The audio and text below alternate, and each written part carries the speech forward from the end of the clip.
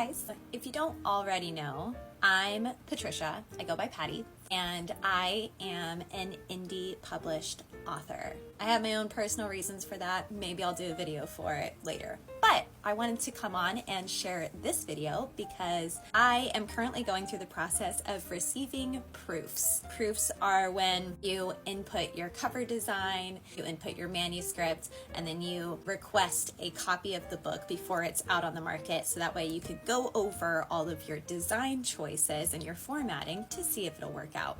So I'm going to compare my first proof with my second proof and hope that all the changes go well and what changes I might do afterwards. For this first proof, it is in paperback format. I did my internal formatting with Atticus, which is a really cool formatting program, which I'm so happy that I bought. It is the first time that I'm doing the cover by myself. I will tell you the roundabout way that I did that, but here is my first proof. Now already the title one, too big in my opinion, and it's all the way over to the edge. This is a 6x9. The spine turned out really well. The back, also happy about. I wanted to make it, I think, a little bit smaller and a little further down from the top. I think I made that change. But if we go into the book, basically all of my formatting that I did, so nice, except for the font that I used on the titles. Now, since I wasn't doing Word or a different type of writing program, like on KDP, it says how to input the font. It has a whole way of trying to get the font that you want, but honestly, I wasn't that attached to the font that I used. I just wanted it to look kind of a little bit more fancy up here, and then like handwriting for these two, because it's kind of in a journal format, so handwriting would have been nice. I did manage to figure out which ones worked, and hopefully it looks really nice in the next proof. The other thing is I thought the font was way too small, especially since I'm already a person with glasses, and the other day when I got this and I opened it up to read it and start looking at it, I was like already tired and squinting. So I thought I would bump that up a couple of points, and I did that too. We'll see how it goes. When it comes to all the other pictures and parts in my formatting, I love them. I can't wait to see it in my next proof. I did add a couple more things from this proof to the other proof.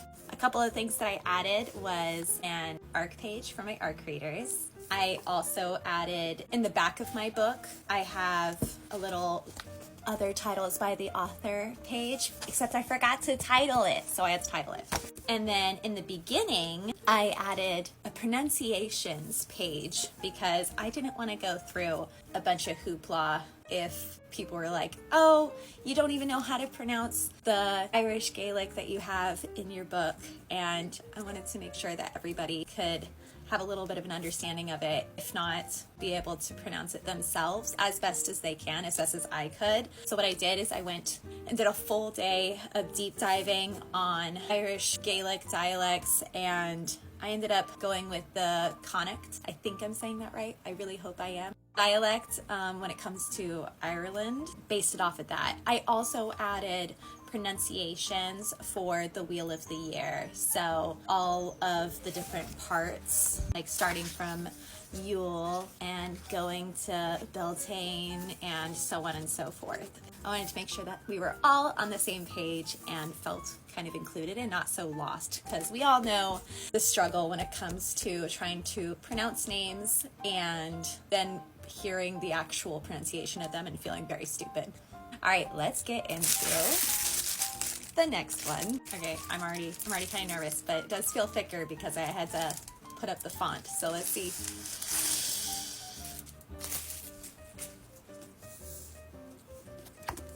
Oh, it worked.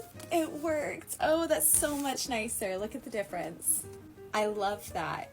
It's also a little darker. The spine still looks so good, but the back, I also fixed a typo. Made it a tiny bit smaller, not too much. Pulled it in. All right, now let's check out the new stuff. Okay, so I got these on the same page. I got my little Dear Reader trigger warnings for you guys. My ARC reader page. I love the way it looks. And my pronunciations. See, I try my best for you guys. I want to make sure it all looks good. We got 2 pages of pronunciations for you guys and meanings, so that way we're not all lost. All right, and then like I said, I figured out which font it was. I love it. And I am a fan of smaller fonts, but not as small as what was in this book. So let me show you the difference. This is how small the font is. You can barely see it on this page, on the original proof. Now, if we compare it to the second proof, you see how it's just a smidge bit bigger, but not too much bigger. Easier on the eyes, especially if you're a late night reader like myself. Oh, this is a chunky boy. Ooh, I'm so excited, and everything looks so beautiful. Oh, I also added my little scene breaks, which I totally forgot in the first proof. And let's finally check my last page. Oof, and it lines up on the last page. Look at that. And it says, other titles from the author. Oh my gosh. Anyways, I'm so happy. I'm so sorry that this is such a long video, but if you guys are interested in getting your eyeballs on this awesome Green Witch Demon semi-dark paranormal romance, ARC signups are open. You can find it in the Schmink and my Schmile, if you catch my drift. Yeah, I'm so happy to share this with you guys. I've been kind of keeping it a secret, and oh, I love it so much. I did this all myself.